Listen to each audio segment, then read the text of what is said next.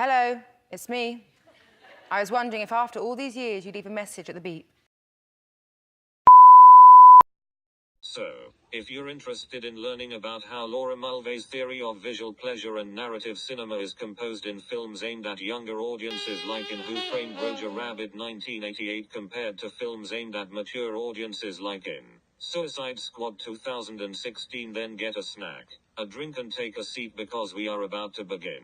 Laura Mulvey states that the most common category of sight in film is what has come to be called the male gaze, which means that women in the media are viewed from the eyes of a heterosexual man.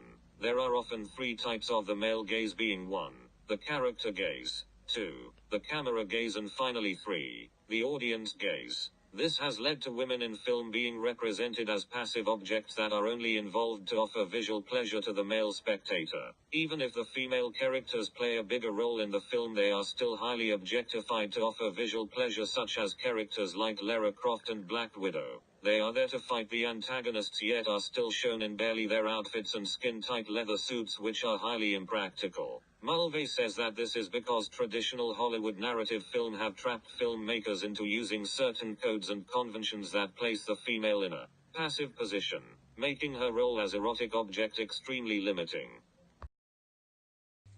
Let's start with a character that has been created for a children's film, the character Jessica Rabbit from Who Framed Roger Rabbit 1988, rated PG. So why is she so sexualized if she was made for a children's film? The Independent suggests it's thanks to those fantastical proportions. She's both a legitimate sex symbol and the parody of one who's been lusted over and fetishized to the maximum. When the audience is first introduced to Jessica Rabbit, she is instantly sexualized through fragmentation, as the audience only gets to see her leg in a long shot coming out from behind a curtain. The audience doesn't see her face, therefore she is dehumanized and only perceived as an object. Along with this, a woman's legs often have very strong sexual connotations, which further reinforces the visual pleasure gained from how she is first introduced to the audience. Immediately after this, the character gaze is used when the character Eddie is shown in a close-up with his facial expressions being in awe of what he is looking at. He is indulging in scopophilia, which Freud isolated as one of the component instincts of sexuality. Eddie is gaining visual pleasure from seeing Jessica Rabbit as an object of sexual gratification, therefore making it okay for Jessica Rabbit to be known as a sexual object, as that's what she is first introduced as, right?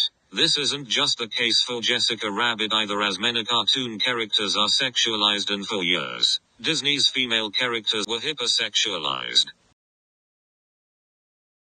Throughout the rest of the Why don't you do right? scene with Jessica Rabbit, the sexualization of the cartoon character is continuously reinforced by the fact women are not placed in a role where they can take control of a scene. Instead, they are simply put there to be observed from an objectified point of view, with the camera and character gaze proving this, as well as the lighting used within the scene.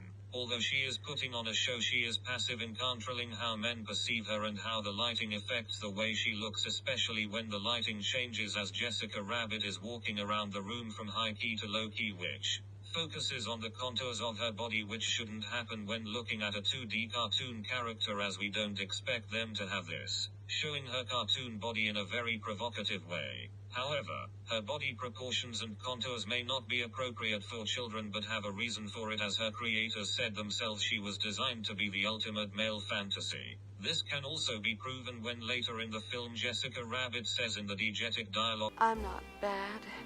I'm just drawn that way. Which helps the audience gain the gratification of information as they further understand why this cartoon character is shown in such a sexualized way. The fact that she also says this further points out that a woman's role within a film is to be passive, as Laura Mulvey states that a woman's body in media is held up as a passive erotic object for the gaze of male spectators. However, another reason as to why a cartoon character in a children's film is so sexualized is due to the fact it can be argued that Who Framed Roger Rabbit isn't actually aimed at kids at all. The story is very dark, pure 1940s film noir, which would mean that the character Jessica Rabbit is portraying the common character archetype in film noir genre, that is the femme fatale, which fits well into her personality as she displays many characteristics and conventions that the femme fatale shows, such as a few important traits: a sultry voice, Voluptuousness, sex appeal. Another common trait of the femme fatale is the ability to seduce the protagonist as the femme fatale hypnotizes with her lethal beauty. This is encoded into the film when in Eddie's office in the diegetic dialogue Jessica Rabbit says, You don't know how hard it is being a woman looking the way I do. in long shot, to which the protagonist Eddie replies in the diegetic dialogue, You don't know how hard it is being a man, looking at a woman looking the way you do. which connotes to the audience that although Eddie is seemingly in a happy relationship, he is still feeling tempted by Jessica Rabbit's seductive powers. Feeling this way is often common of film noir's protagonists when it comes to the femme fatale, which further allows the audience to understand and gain the gratification of information and learning that Jessica Rabbit is a femme fatale. So, if there is a reason to Jessica Rabbit's sexualization, then can the same be applied to Harley Quinn from Suicide Squad 2016 rated 15? The Odyssey suggested that the reason as to why she is so sexualized is that when somebody is asked to describe Harley Quinn, 9 times out of 10, they go straight to the fact that they think she is hot, which instantly connotes to others that what's in her brain is irrelevant and that her looks is what should be focused on. Just like Jessica Rabbit, Harley Quinn's first appearance in the film instantly connotes the idea that she is there to be sexualized regardless of the fact they are aimed at different ages. When comparing the two, Harley is shown in a long shot like Jessica Rabbit, with the slight difference that she is shown hanging from her cell ceiling, with the mise-en scene showing her in a costume that leaves little to the imagination. Just after the character Griggs says to her in the diegetic dialogue, You know the rules, hot mess. which allows the audience to understand that he only sees her as an object of visual pleasure instead of a criminal. Harley Quinn herself also says to Griggs, Play with me. in the diegetic dialogue. This small bit of dialogue instantly sets up throughout the whole film that Harley Quinn is an object of visual and even physical pleasure to play around with. This may be because critics had criticized the portrayal of Quinn as being over-sexualized from the film's first release, making audiences see her as a sexual object even before they saw the film. As the audience gets to see more of Harley Quinn as the narrative develops, the sexualization of the character continues when Task Force X is getting ready for a fight. In this scene, the audience sees all the characters preparing, but not in the same way as Harley Quinn. The audience briefly sees the other characters, whereas with Harley Quinn the camera and character gaze are used. A panning shot is used to follow Harley Quinn's body as she pulls her top on in a close-up, demonstrating the camera gaze that suggests a sexualized way of looking that empowers men and objectifies women, so that the audience can view her in her red underwear. Although red can connote danger, as she is supposed to be a dangerous character, in this case it has been encoded to connote feeling of sexual desire to the character so that the audience can gain the gratification of entertainment. Straight after this shot, a cut is used to show the character gaze being used in a long shot with all the men around her staring at her as she changed, as though she is just an object to be looked at. This is extremely significant as this isn't shown with any of the other characters and allows the audience to not feel guilty about indulging in scopophilia, as the characters are also doing this, and allows them to submit to the desire to see the erotic.